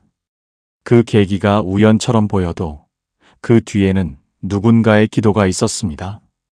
하나님은 그 기도를 통해 일하셨습니다. 포기하지 마십시오. 아직 회복되지 않은 관계가 있어도 기도하는 한 그 관계는 아직 끝나지 않았습니다. 지금 이 순간 가정 안에 회복되기를 바라는 관계가 마음에 떠오르시는 분이 계십니까? 먼저 말을 걸기가 어려운 자녀, 어떻게 다가가야 할지 모르는 부모, 그 마음을 하나님 앞에 내려놓아 보십시오. 내가 먼저 못하겠습니다. 하나님이 먼저 해주십시오. 이 기도가 가능합니다. 하나님은 그 기도를 들으시고 그 관계 안으로 들어오십니다. 가정 안의 관계는 부모와 자녀만이 아닙니다. 형제자매 사이에도 담이 생기기도 합니다. 어릴 때부터 쌓인 경쟁심, 비교받으면서 자란 상처, 한 사람이 더 사랑받는다는 느낌. 이런 것들이 형제 사이에 보이지 않는 거리를 만듭니다. 하나님은 이 관계도 회복하시기를 원하십니다. 형제가 함께 하나님 앞에 서는 날, 그 가정은 세상이 줄 수 없는 깊은 화목을 경험하게 됩니다. 그 화목을 향해 기도는 계속되어야 합니다. 하나님이 자녀의 가정에 원하시는 것은 완벽한 가정이 아닙니다. 하나님을 향해 함께 걷는 가정입니다. 넘어지고 실수해도 서로를 붙들며 다시 일어서는 가정입니다. 용서가 흐르고 감사가 흐르고 서로를 위한 기도가 흐르는 가정. 그 가정 안에 하나님의 평안이 임합니다. 그리고 그 평안은 세상이 줄 수 없는 것입니다. 하나님만이 주실 수 있는 것입니다. 그 평안이 오늘 밤 여러분의 가정 위에 임하기를 간구합니다. 그 평안이 오늘 밤 여러분의 가정 위에 임하기를 간구합니다. 그리고 그 평안은 한 세대에서 끝나지 않습니다. 부모가 하나님 앞에서 지켜온 믿음이 자녀에게 흐르고 자녀에게서 다음 세대로 이어집니다. 이것이 잠언이 말하는 영적 유산입니다. 잠언서 20장 7절은 이렇게 말씀합니다. 온전하게 행하는 자가 의인이라. 그 후손에게 복이 있느니라. 온전하게 행한다는 것은 완벽하게 산다는 뜻이 아닙니다. 하나님 앞에서 정직하게 말씀을 따라 걸으려 노력하며 사는 것입니다. 그 삶이 후손에게 복이 된다고 솔로몬은 선포합니다. 부모의 믿음이 자녀에게 복의 통로가 됩니다. 눈에 보이지 않는 방식으로 세대를 넘어 흘러갑니다. 온전하게 행한다는 것을 오해하지 마십시오. 흠없이 완벽하게 살아야 한다는 뜻이 아닙니다. 실수하고 넘어져도 다시 하나님 앞에 돌아오는 것입니다. 죄를 지었을 때 솔직하게 회개하고 다시 말씀을 붙드는 것입니다. 자녀 앞에서 실수를 인정하고 하나님께 용서를 구하는 모습을 보여주는 것입니다. 완벽한 부모가 아니라 하나님을 의지하는 부모의 모습이 자녀에게 더 깊은 영향을 미칩니다. 여러분의 믿음 생활이 자녀에게 어떤 영향을 미치고 있는지 생각해 보십시오. 매주일 교회를 향해 걷던 부모의 발걸음을 자녀는 기억합니다. 새벽에 기도하던 부모의 모습을 자녀는 보았습니다. 어려운 상황에서도 하나님을 신뢰하는 부모의 고백을 자녀는 들었습니다. 그 모든 것들이 자녀의 마음 깊은 곳에 심겨져 있습니다. 지금 당장 자녀의 삶에서 그 열매가 보이지 않아도 그 씨앗은 살아 있습니다. 그런 시간을 지나오신 분들이 계실 것입니다. 열심히 믿음으로 자녀를 키웠는데 자녀가 하나님을 떠난 것 같아 마음이 무너지셨던 분들이 계실 것입니다. 내가 부족해서인가? 내가 잘못 가르쳤나? 스스로를 탓하며 밤을 보내셨던 날들이 있으셨을 것입니다. 그 마음이 얼마나 무거우셨을지 충분히 느껴집니다. 그러나 이것을 기억하십시오. 자녀의 신앙은 부모가 완성하는 것이 아닙니다. 하나님이 완성하시는 것입니다. 부모는 씨앗을 심고 물을 주는 역할을 합니다. 자라게 하시는 분은 하나님이십니다. 부모가 할 수 있는 것을 다 했다면 나머지는 하나님의 손에 있습니다. 그 손을 신뢰하는 것, 그것이 믿음입니다. 하나님은 그 기도들을 허공에 흩어버리지 않으셨습니다. 부모가 하나님 앞에서 지켜온 믿음의 자리가 지금 이 순간에도 자녀를 위한 영적 보호막이 되고 있습니다. 씨앗은 땅 속에 있을 때 보이지 않습니다. 그러나 때가 되면 싹을 틔웁니다. 부모의 믿음이 심어놓은 씨앗이 자녀의 마음 속에서 하나님의 때에 발아하게 됩니다. 그 자리에 하나님이 서 계셨습니다. 잠언서 13장 22절은 이렇게 말씀합니다. 선인은 그 산업을 자자손손에게 끼쳐도 죄인의 재물은 의인을 위하여 쌓이느니라. 선인이 남기는 산업이 자자손손에게 이어진다고 말씀합니다. 여기서 산업은 물질적 재산만을 가리키는 것이 아닙니다. 부모가 살아온 삶의 방식, 가치관, 하나님 앞에 서는 태도, 이 모든 것이 다음 세대에게 전해지는 유산입니다. 재물은 나누면 줄지만 영적 유산은 나눌수록 더 풍성해집니다. 믿음의 대물림은 단선으로 이루어지지 않습니다. 부모에서 자녀로, 자녀에서 손자녀로 이 흐름이 끊기지 않을 때 가문 안에 하나님의 복이 세대를 따라 흘러갑니다. 성경 안에서도 이 흐름을 볼 수 있습니다. 다윗의 믿음이 솔로몬에게 영향을 주었고 솔로몬의 지혜가 잠언을 통해 수천 년 후에 우리에게 닿았습니다. 부모의 믿음이 이렇게 흘러갑니다. 지금 이 자리에서 드리는 기도가 먼 훗날 자녀의 자녀에게까지 닿고 있습니다. 재물은 나누면 줄어듭니다. 자녀가 많을수록 각자에게 돌아가는 몫이 줄어드는 것이 물질입니다. 그런데 영적 유산은 다릅니다.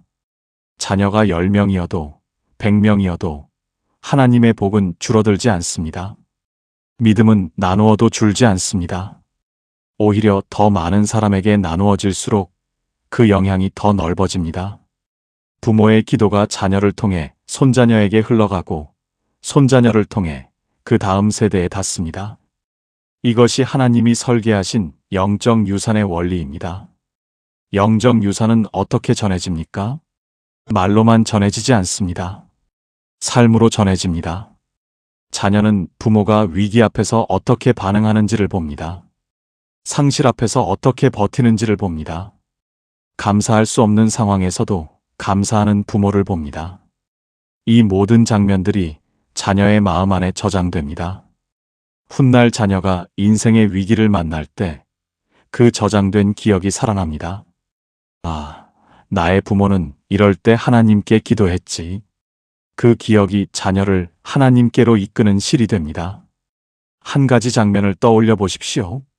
부모가 새벽 기도를 마치고 돌아와 밥상을 차리는 모습, 어려운 일이 생겼을 때 가족을 모아 함께 기도하는 모습, 감사 제목을 찾아 감사하는 부모의 습관. 이런 것들이 자녀의 영혼에 새겨집니다. 말로 설명하지 않아도 부모의 일상 안에서 하나님을 만나는 방법을 자녀는 배우고 있습니다. 그 배움이 자녀가 독립한 뒤에도 그 삶을 이끄는 내면의 목소리가 됩니다. 잠언서 22장 6절은 이렇게 말씀합니다. 마땅히 행할 길을 아이에게 가르치라. 그리하면 늙어도 그것을 떠나지 아니하리라.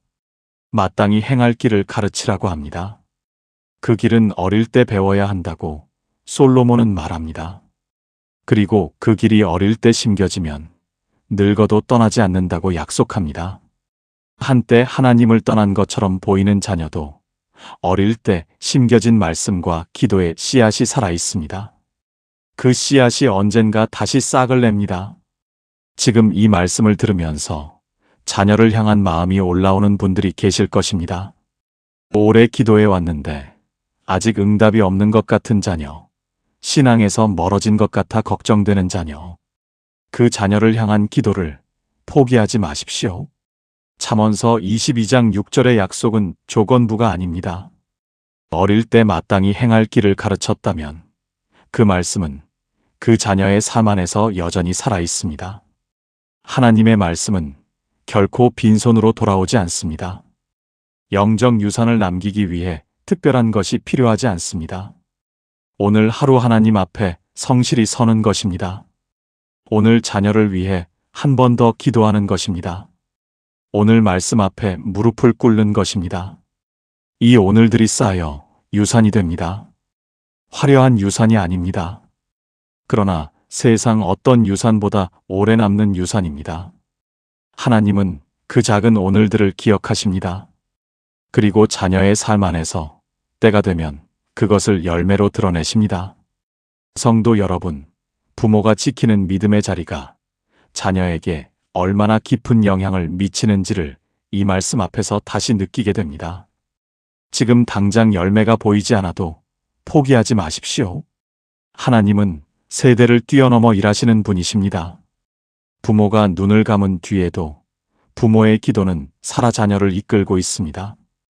이것이 영적 유산의 능력입니다. 연세가 있으신 분들 중에 이런 생각이 드실 수도 있습니다. 내가 살면 얼마나 더 살겠나? 내가 없어지고 나서 자녀들이 믿음을 지킬 수 있을까? 그 마음을 하나님 앞에 올려드리십시오. 하나님은 부모가 없어진 뒤에도 자녀 곁에 계십니다. 부모가 쌓아온 기도와 믿음이 자녀를 향한 하나님의 약속 위에 놓여 있습니다. 내가 심은 씨앗을 하나님이 자라게 하실 것입니다. 이 확신으로 오늘 밤을 쉬실 수 있기를 바랍니다. 오늘 밤 이 한 가지를 마음에 새겨 보십시오. 내가 하나님 앞에서 지키는 이 믿음의 자리가 내 자녀와 자녀의 자녀에게 흘러가고 있다는 것을, 내 삶이 다음 세대를 위한 기도가 되고 있다는 것을, 그 확신이 오늘 밤 여러분을 붙들어 주기를 바랍니다. 하나님은 믿음의 부모를 통해 세대를 이어 일하고 계십니다. 하나님은 믿음의 부모를 통해 세대를 이어 일하고 계십니다. 그 일하심이 오늘 밤 이 자리에서도 이루어졌습니다. 긴 여정을 함께 걸어왔습니다. 잠언이 전하는 하나님의 설계도를 우리는 처음부터 끝까지 함께 펼쳤습니다. 여호와를 경외하는 것이 지혜의 근본이라는 것에서 시작하여 분별력으로 유혹을 이기는 것, 입술의 선한 말에 열매를 맺는 것, 교만을 내려놓고 겸손히 하나님 앞에 서는 것, 성실함으로 주어진 자리를 감당하는 것, 지혜로운 동역자를 만나는 복, 세상의 기준 대신 하나님의 지혜를 귀히 여기는 것, 가정 안에 화목이 흐르게 하는 것, 그리고 부모의 믿음이 자녀에게 끊어지지 않는 복으로 흘러가는 것까지, 이 모든 것이 솔로몬이 아들에게 전하고 싶었던 하나님의 마음이었습니다. 이 여정을 돌아보면 솔로몬이 아들에게 전하려 했던 것은 단 하나였다는 것을 알게 됩니다. 사랑이었습니다. 아들이 넘어지지 않기를 바라는 마음, 아들이 바른 길을 걷기를 바라는 마음, 아들이 하나님 앞에서 살아가기를 바라는 마음. 그 사랑이 잠언이라는 형태로 남겨졌습니다. 그리고 그 사랑의 언어가 수천 년이 지난 오늘 밤 자녀를 위해 기도하는 부모의 마음과 만납니다. 솔로몬의 마음이 여러분의 마음과 같습니다. 하나님의 마음도 여러분의 마음과 같습니다. 이 말씀들을 들으면서 오늘 밤 마음이 움직이셨던 분들이 계실 것입니다.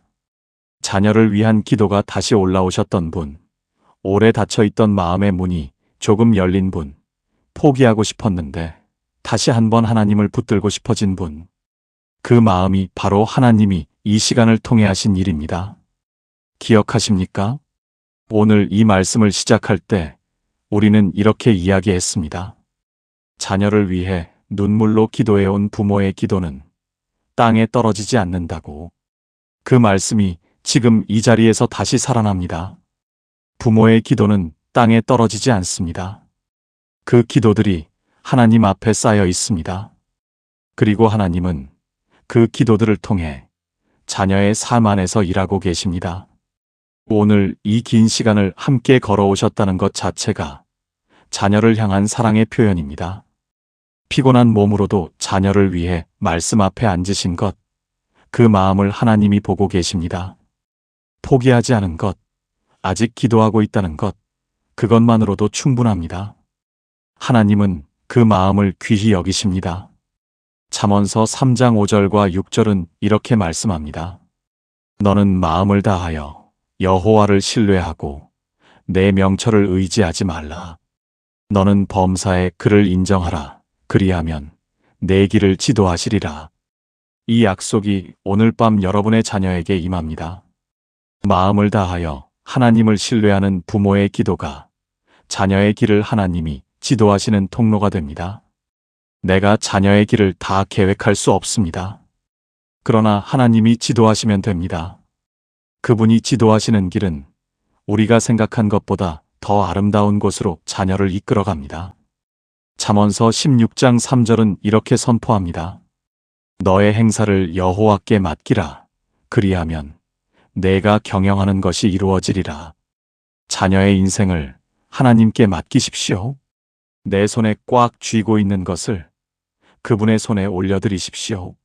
하나님께 맡긴 인생은 하나님이 경영하십니다. 그분이 경영하시는 자녀의 삶에는 우리가 상상하지 못했던 하나님의 선하심이 펼쳐집니다. 하나님께 맡긴다는 것이 무엇인지를 오해하지 마십시오. 포기하는 것이 아닙니다. 손을 놓는 것이 아닙니다. 기도하면서 맡기는 것입니다. 자녀를 위해 계속 기도하면서 그 결과를 하나님의 손에 올려드리는 것입니다. 내가 원하는 방향이 아닐 수 있다는 것을 받아들이면서 하나님이 더 좋은 방향을 알고 계신다는 것을 신뢰하는 것입니다. 이 신뢰가 부모의 마음을 자유롭게 합니다. 그리고 그 자유로운 마음에서 더 깊은 기도가 나옵니다. 자녀의 앞길이 우리 눈에 보이지 않아도 하나님은 그 길을 보고 계십니다. 자녀가 어떤 상황에 있든지 하나님은 그 자리에 계십니다. 부모가 닿지 못하는 곳에서도 주님께서는 자녀 곁에 서 계십니다. 이 확신이 오늘 밤 여러분을 쉬게 해주기를 바랍니다. 오늘 밤 이 말씀 앞에 오래 앉아 계셨던 여러분의 시간이 헛되지 않았습니다. 하나님은 이 시간을 통해 여러분의 마음에 무언가를 심으셨습니다. 자녀를 향한 새로운 기도의 언어를, 하나님을 향한 새로운 신뢰를, 포기하지 않겠다는 새로운 결심을 하나님이 심어주신 것들이 있습니다. 이 말씀을 듣는 동안 자녀의 얼굴이 떠올랐다면 그것이 하나님이 오늘 밤 여러분에게 주신 기도 제목입니다. 자녀를 향한 마음이 뜨거워졌다면 그 마음이 하나님이 오늘 밤 부어주신 사랑입니다. 그 기도 제목과 그 사랑을 오늘 밤 하나님 앞에 올려드리십시오. 그 씨앗이 여러분의 삶 안에서 자라기를 바랍니다. 그리고 그 씨앗이 자녀에게 흘러가기를 바랍니다. 하나님은 이미 자녀의 이름을 알고 계십니다. 자녀가 어디에 있든지 무엇을 하고 있든지 그분은 자녀의 삶 속에 들어와 계십니다. 부모가 심어놓은 기도의 씨앗이 하나님의 손 안에서 자라고 있습니다. 그것이 싹을 틔우는 날 여러분은 하나님이 얼마나 신실하신 분인지를 눈으로 보게 될 것입니다. 그날을 향해 오늘 밤도 기도하십시오. 성도 여러분, 잠언은 오늘도 말씀하고 있습니다. 지혜를 얻으라. 하나님을 경외하라. 그 길이 생명이고 복이고 미래라고. 그 말씀을 붙든 부모가 기도할 때 자녀의 앞길이 열립니다. 하나님이 친히 그 길을 지도하십니다. 자녀의 이름을 아시는 하나님이 그 자녀의 인생을 책임지십니다. 이것이 잠언이 우리에게 전하는 마지막 선포입니다. 잠언을 함께 걸어오면서 우리가 발견한 것이 있습니다. 하나님은 자녀를 향한 부모의 마음보다 더 깊이 그 자녀를 사랑하신다는 것입니다. 부모의 사랑이 크다는 것을 우리는 압니다. 그런데 그보다 더 크신 사랑이 있습니다. 하나님의 사랑입니다. 그 사랑이 자녀의 인생 위에 펼쳐져 있습니다. 부모는 그 사랑의 통로입니다. 기도로, 말씀으로, 삶으로 하나님의 사랑을 자녀에게 흘려보내는 사람들입니다. 오늘 밤 이 자리를 떠나시면서 하나 가져가십시오. 내 자녀의 인생을 하나님이 책임지신다는 확신을. 그 확신이 마음 안에 자리 잡으면 내일도 기도할 수 있습니다. 모레도 포기하지 않을 수 있습니다. 자녀를 위한 기도는 오늘 밤으로 끝나는 것이 아닙니다. 하나님이 응답하시는 그날까지 계속됩니다. 그 길을 함께 걷는 것이 이 채널이 여러분과 함께 하려는 이유입니다. 오늘 밤 자녀를 위해 기도해온 모든 부모들의 기도 위에 하나님의 응답이 임하기를 선포합니다. 지금 당장 보이지 않아도 하나님은 일하고 계십니다. 자녀의 삶 안에서 우리가 알지 못하는 방식으로 그분은 지금도 움직이고 계십니다. 그 믿음을 놓지 마십시오. 그 기도를 멈추지 마십시오. 하나님은 반드시 응답하십니다. 자녀가 어떤 자리에 있든지 하나님의 사랑이 먼저 그 자리에 닿아 있다는 것을 믿으십시오. 부모의 기도가 그 사랑의 통로가 됩니다. 오늘 밤의 이 시간이 그 통로를 더 넓혀 놓았습니다. 함께 기도하겠습니다. 하나님 아버지, 오늘 밤 이 말씀 앞에 앉아 자녀를 위해 기도해온 모든 부모들의 마음을 받아주십시오. 그 눈물이 헛되지 않게 하시고 그 기도들 위에 주님의 응답이 임하게 해주십시오. 자녀의 인생을 주님의 손에 맡깁니다. 하나님, 친히 그 길을 지도하여 주십시오. 예수님의 이름으로 기도합니다. 아멘. 오늘 이 말씀이 마음에 닿으셨다면 구독과 좋아요로 함께 해주십시오. 자녀를 위해 기도하는 부모님들께 이 말씀을 나눠주시면 그 나눔이 또 다른 기도의 시작이 됩니다. 다음에도 말씀과 함께 하나님 앞에서 자녀를 위해 기도하는 이 자리에서 만나겠습니다.